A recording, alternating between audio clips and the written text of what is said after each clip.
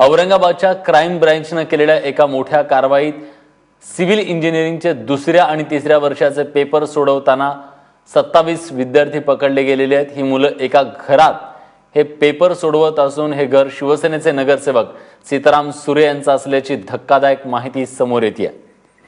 कृष्णा केंडे आपले प्रतिनिधी आता आपल्या सोबत आहेत। कृष्णा, हे पेपर त्या मुलांपर्यंत पोहोचले कसे, घरी कसे पोहोचले?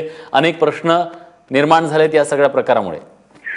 निश्चितच विलास, हाच प्रश्न आहे की काल झालेले पेपर खरं तर कॉलेजने सील करून विद्यापीठाला पाठवणं गरजेचं होतं, मात्र तरी देखील काल झालेले पेपर विद्यापीठाला न पाठवता आज त्याच विषयाचे पेपर विद्यार्थ्यांकडून लिहून घेऊन यामध्ये मोठं अर्थकारण झाल्याची देखील पोलिसांची प्राथमिक माहिती आहे आणि कॉलेज देखील यामध्ये सहभागी असल्याची माहिती पोलिसांना मिळते आहे।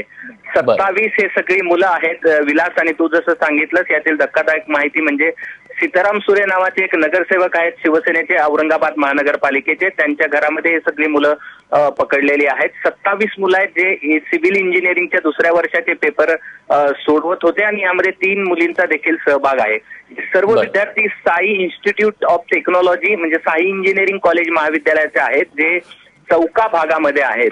विलास, खरं तर विद्यापीठाचा नियम आहे की कॉलेजनी जे पेपर होतात ते पेपर झाल्यानंतर सील करायची, त्याची मोजणी करायची।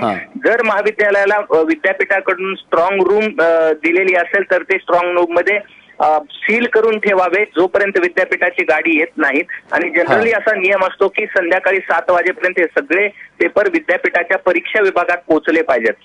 कालच खरं तर हे पेपर पोहोचायला हवे होते, मात्र तरी देखील हे पेपर आज या ठिकाणी विद्यार्थी लिहित आहेत आणि हे एका घरी लिहित आहेत आणि महाविद्यालयाचा समावेश असल्याशिवाय हे सगळे शक्य नाही।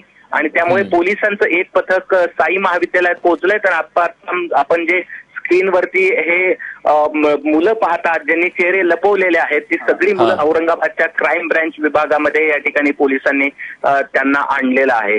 हा मोठा आणि धक्कादायक प्रकार म्हणावा लागेल आणि हा जे महाविद्यालय औरंगाबाद पासून थोडंसं अंतरावरती आहे, चौका भागात आहे, ग्रामीण भागामध्ये आहे आणि त्यामुळे अशा प्रकारचा हा धक्कादायक प्रकार जो आहे तो या ठिकाणी समोर आलेला आहे। विलास, नक्कीच तेव्हा विद्यापीठाच्या एकूणच लौकिकाला अत्यंत धक्का देणारी ही बातमी म्हणावी लागेल आणि या सगळ्या संदर्भात पुढे काय कारवाई होते हे पाहणं महत्त्वाचं आहे।